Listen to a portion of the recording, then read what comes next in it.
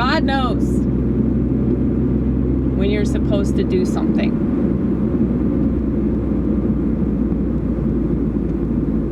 If you try to do something when you're not ready, you will probably know immediately. Relationships, not so much. I've noticed that. If you're in a shitty relationship, it's like, I don't know what it is about shitty relationships, but it's like people are more likely to stay with somebody that's not good for them.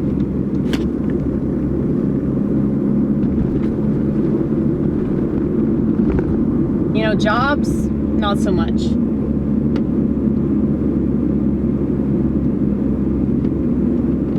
Mainly because, like, for me, if I'm working with people that I don't like, or I'm working for somebody that I don't like, somebody that I think is a piece of shit, narcissist,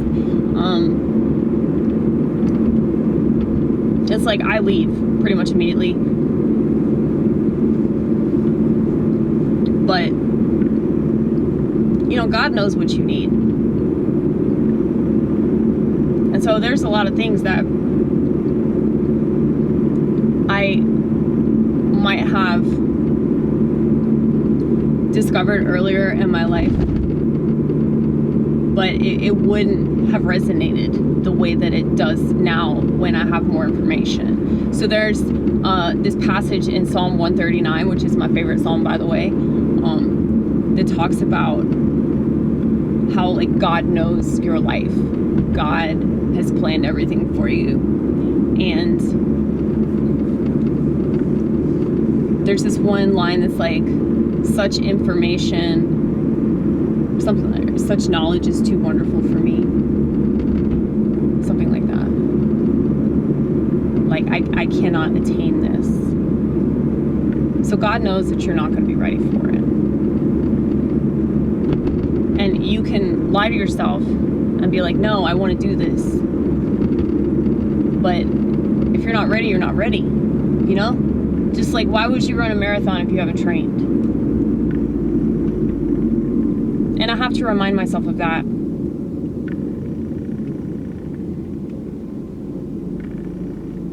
Because I have the tendency to get onto myself because I'm not farther along than I want to be. But I've gotten a lot better at just accepting, like, whatever state I'm in at the time,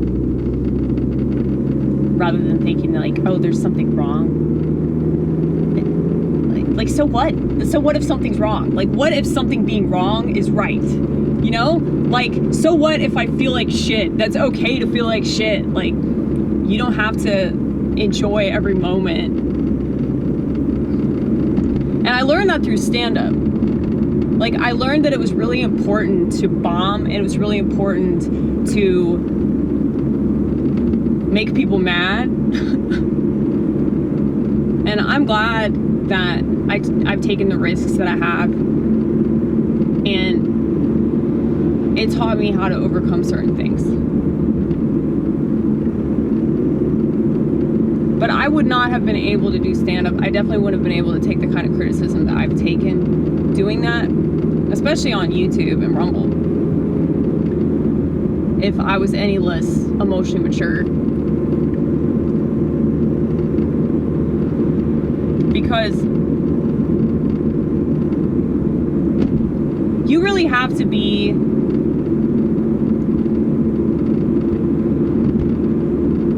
crazy to continue to make art. Like, I was thinking about, like, drugs and alcohol. Like, why is it that drugs and alcohol make music so much better? Because there's certain bands that they quit drinking and doing drugs and their music sucks, okay?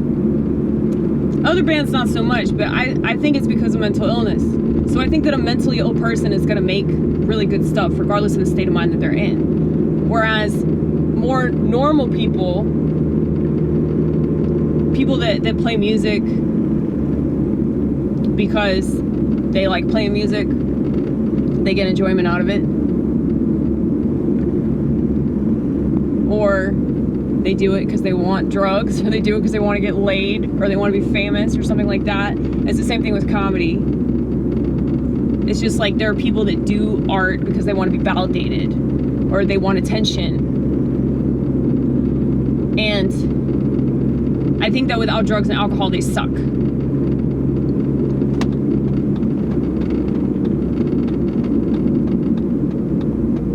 So it's like they need that to bring out their creative potential, which is why drugs and alcohol exist, in my opinion. It's one of the reasons. But yeah, mental illness, if it's actually used appropriately, can make some really awesome stuff. The problem is, like, a lot of people that are mentally ill fuck, okay? And they need to stop doing that. They need to stop fucking and just make art, okay? I really believe that in my hardest of hearts. Because I don't think that fucking will satisfy you. At least, I'm just speaking for me here, obviously. But I don't think that having sex is anywhere near as satisfactory as, like, making things. And if you're not procreating, then I really think it's just absolutely pointless. Like, somebody recently said to me, well, if both parties enjoy it, then what's the problem? Well, regardless of whether you think that fornication is a sin, it's just kind of like the way that I look at pleasure is like, I don't do things to get pleasure out of it. I don't know. I've never really gotten pleasure out of a lot of things that people get pleasure out of. I guess, yeah, my dopamine is weird. I don't get dopamine from the things that a lot of people get dopamine from.